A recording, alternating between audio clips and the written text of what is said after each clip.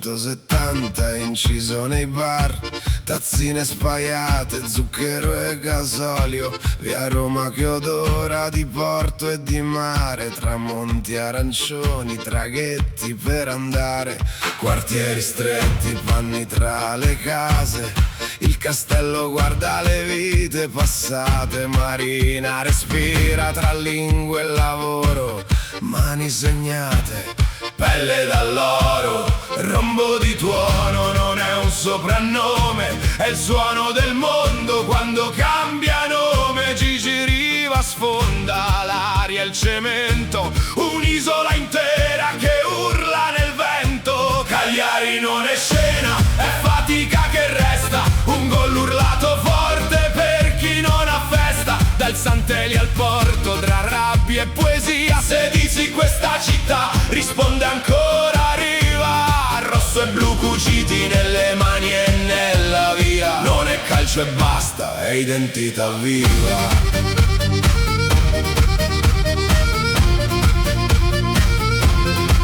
Anni 80, le fabbriche chiuse, silenzi nei bar e speranze deluse, biglietti in curva dentro il portafoglio, foto di famiglia, l'unico orgoglio. Anni 90, lo stadio che cambia, meno polvere addosso ma il cuore non scambia, padri che spiegano ai figli la storia. Riva non è un uomo, Riva è la gloria. Poi il porto cambia, il vento ravvira, luna rossa vola, la gente respira, dal fango alle scarpe al carbonio che vola, ma sotto resta uguale in questa nostra scuola. Precisione tecnica, scavi nel sole, ma il battito è lo stesso delle nostre suole.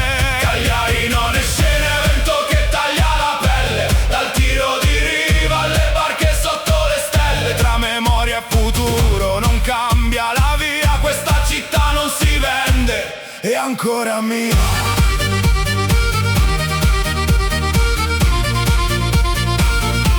È ancora mia.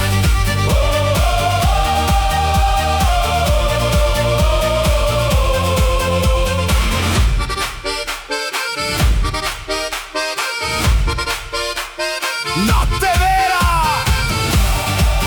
via Roma è vuota, un uomo chiude il bar, spegne la luce, resta solo il mare e si ascolti bene.